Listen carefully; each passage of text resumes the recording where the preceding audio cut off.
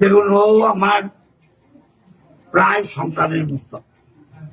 আমার মেয়ের বয়স 40, ওর বয়স তার কম। অতএব ও রিকোয়েস্ট করেছে, আমি ওর পাশে আছি। আমি তৃণমূলের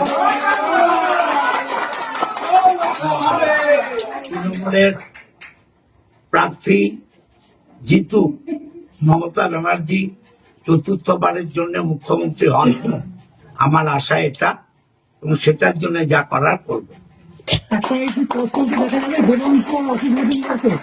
দেখবেন আজ অথবা কাল নিশ্চয়ই দেখতে পারবেন, সময় বলবে।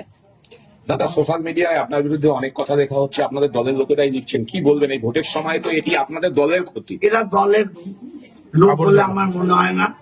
এরা বিজেপির থেকে, লোকসভায় দেখেছেন, বিজেপির থেকে টাকা খেয়েছে। অতএব এরা বিজেপির দালাল অর্ধেক। যারা তৃণমূল করবে তারা সোশ্যাল মিডিয়ায় তৃণমূলের গ্রামে লিখবে না। যারা সোশ্যাল মিডিয়ায় বিজেপির দালাল, তারা বিজেপির দালাল। এই বিজেপির দালালদের নিয়ে আমি কিছু বলতে চাই না। সেগুলো যা বলার আমি দেবাংশুকে বলেছি। চুচুড়া ঘড়ির মোড়ে কালকে বাজি পুড়িয়ে উৎসব করা হয়েছে, যেহেতু আপনি টিকিট পাননি প্রকাশ্যে। আমি যা বলার আমার নেতা অভিষেক ব্যানার্জিকে বলেছি। যারা করেছে, আমি আবার বলছি, এরা তৃণমূলের ভালো চায় না, এরা তৃণমূলের সর্বনাশ চায়। গতকালের পর যে উৎসাহ তৃণমূল একাংশ ছিল, তাহলে কি মনে হচ্ছে খেলা হবে না খেলা এখানেই শেষ হয়ে যাবে? খেলা তো নিশ্চয়ই হবে। এই খেলা হবে স্লোগান ও ভোট দেয়া। অতএব খেলা হবে। আর সে খেলা মমতা ব্যানার্জি পা ভাঙা নিয়ে খেলেছেন 21-এ, আর এবার তো 2 পা আছে, খেলা আরো বড় হবে। তাহলে কি অসিত মজুমদারের হাত ধরে কি দেবাংশু চুচুড়োর?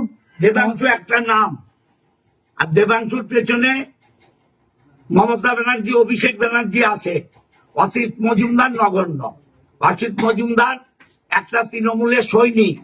ওর মাথার উপরে যেখানে অভিষেক আছে, যেখানে মমতা আছে, অসিত মজুমদারের নামের কোনো দরকার হয় না। কিন্তু দাদা বললেন তিনি ক্ষুদ্র সৈনিক। আমি একটা কথা বলি, সেটা হচ্ছে দাদা নিজেকে যতটা ক্ষুদ্র মনে করেন, আসলে দাদা কিন্তু ততটা ক্ষুদ্র মানুষ নয়। স্বাভাবিকভাবে অবশ্যই যেমন মাথার উপরে মমতা বন্দ্যোপাধ্যায় রয়েছেন আমাদের আদর্শ, আমার সেনাপতি অভিষেক বন্দ্যোপাধ্যায় যেমন রয়েছেন চুচুড়াতে, সেরকম ভাবে আমাদের অভিভাবক অসিতদাকে আমার। দাদা, কালকে মানবন্ধন হলে আপনি থাকবেন, আপনি সঙ্গে থাকবেন ভোটের সময়? অবশ্যই আছি। দেখতে পাচ্ছেন তো, 2 জন পাল্টাপাল্টি আছি। আমার চেয়ারম্যান আছে, ভাইস চেয়ারম্যান আছে, উপপ্রধান আছে, কাউন্সিলররা আছে। আমি কাউকে বলিনি, তাহলে টোটাল টিমই থাকতো। আজ অথবা কাল দেখবেন টোটাল টিম আছে। দাদা, ইতিমধ্যে কিন্তু অনুগামীদের ভিড় দেখা যাচ্ছে। যদি দলে থাকেন তাহলে প্রচার করবেন দেবাংশু হয়ে, কি বলবেন এখন? সেটা এখনো বলছি। আপনারা আমাকে 15 বছর চেনেন। দেবাংশু আমার ছেলের মতো। ও আমার কাছে এসছে। ওকে জেতাবার জন্য আমি সিদ্ধান্ত নেব, বাট সিদ্ধান্ত আমার দলের কর্মীদের কালকে আমি ডাকবো। আমার কাউন্সিলরদের, পঞ্চায়েতের প্রধান, পঞ্চায়েতের উপপ্রধান, পঞ্চায়েতের মেম্বার, কাল সবাইকে ডাকবো। ডেকে দেবাংশু এসছিল সেটা বলবো।